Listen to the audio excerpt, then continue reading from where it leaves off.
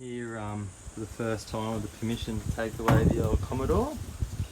She's been here for about 20 years in this old abandoned house. And we're just going to have a quick look in the garage and see if the keys are in there.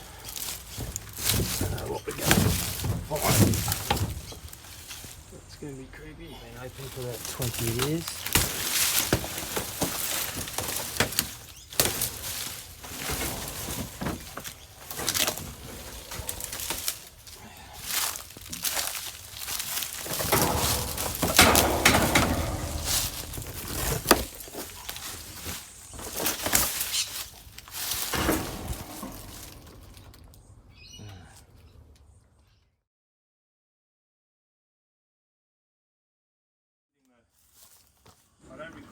At this point, a really nice neighbour helped me to get into the car because we never found the keys or could get in the house to look for them.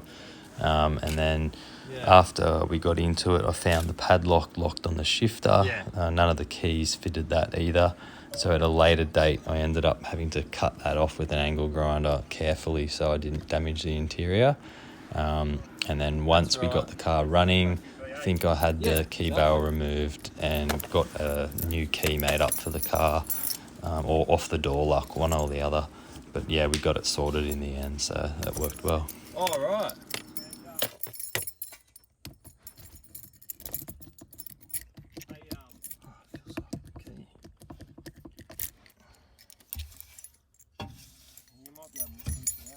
She's got the old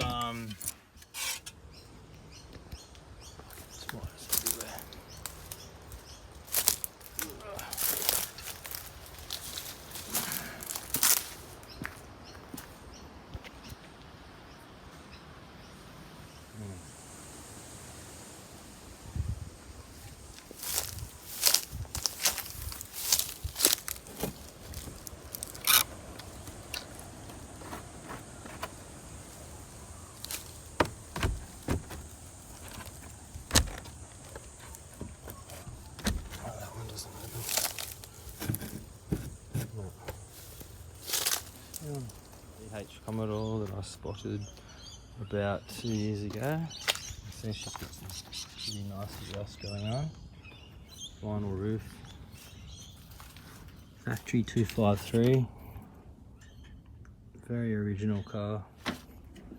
And yeah, basically found out that the old lady had passed away 20 years ago, and the car and the house, the whole estate got left to a charity for animals, and they don't do anything with the car, so they were happy for me to remove the car. And yeah, it's got some pretty bad rust, but I think it's worth saving because she's only got about 83,000 Ks on it, so we're going to have a crack at a basic restore on it. And as you can see there, a little bit rare, it's got aircon as well. So it should be a fun project. Just waiting for the tilt tray to turn up and then yeah, get it done.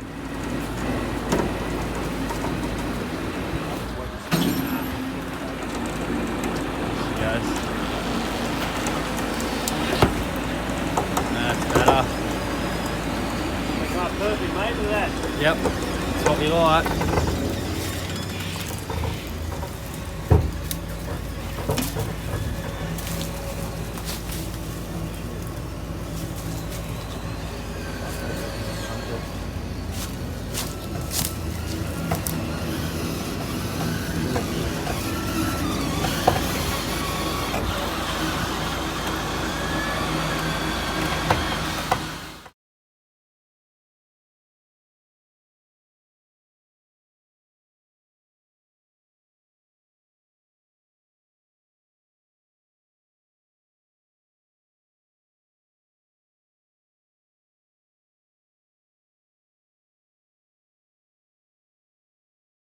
Finally got it back to the workshop. Managed to pump the tyres up. Had to get the key barrel out and got new keys made for it today. And they're not perfect, but they do the trick. Get some freshies, which allowed us to get into the boot. Nice old spare. spare headlight protector, a bit of trim. But the rust is going to be a bit challenging.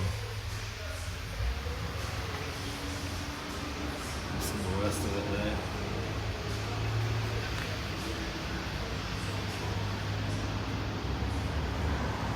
Time to give her a tidy up. Watch the transformation.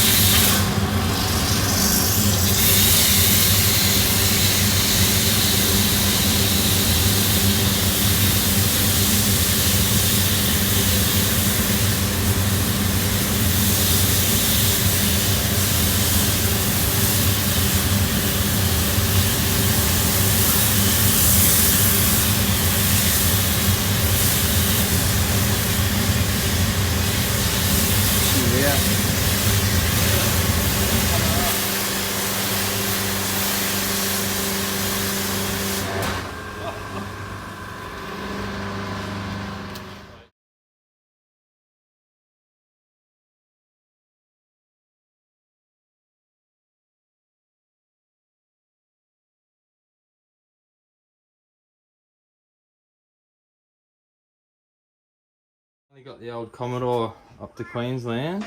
We're going to rig up this little fuel bottle to give it some fresh juice. We've got the deep cycle 12 volter hooked up here, and this is the first time we get to test it out and see if the reds will even come on. She's a bit...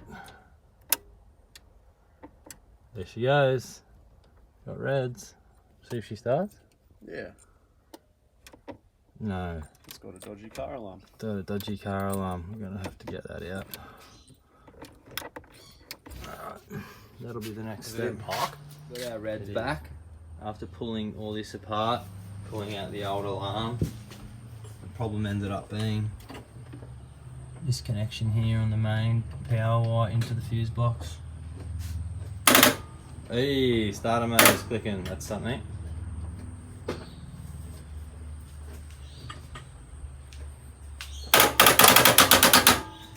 Have you got your jumper cables, Tom? You got them? Yep. Double wires for extra amps. It's trying. Sounds stronger than start. Hold it. Yeah, it's on. Turn it off. Off. Go again. On. To start. Nah. It's not even ticking. No power. Go to start again. Nah. You got red still? Yeah, I got red. Oh yeah, reds, and it's not even ticking now. Turn it off. Yeah, off. No, it's alright. It's turning over.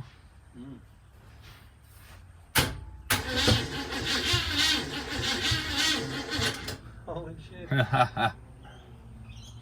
That's cool. Which one do you want to go in?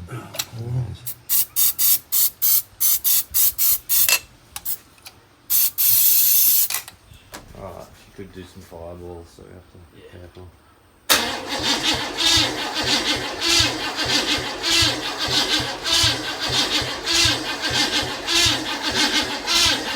I'll give it some throttle, eh?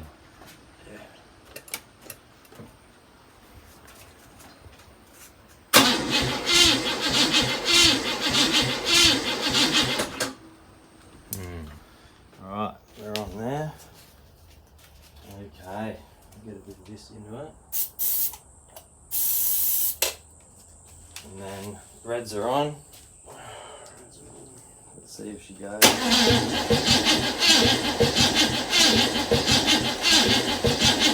Oh. Go a bit of degreaser because it's wet, it's like curry. I just bought some in the front seat of the Hilux. Doesn't wash the ball. No, it's just curry.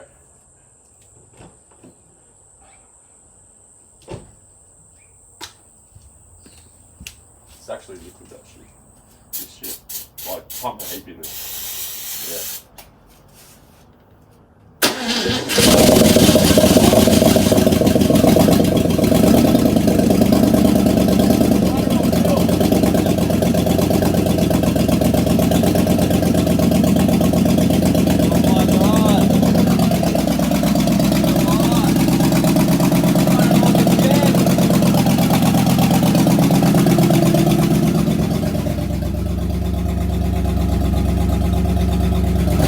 First time she's run in about 25 years.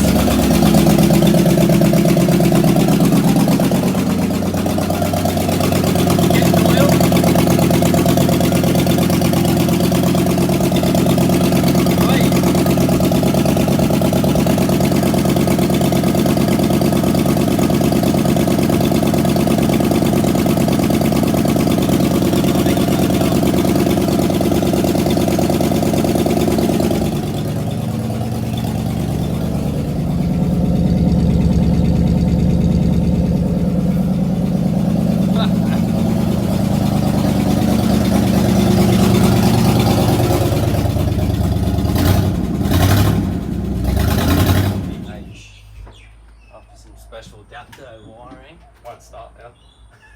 Oh, true. Never starts when you're filming. Give it a few pedal pumps to prime the carb.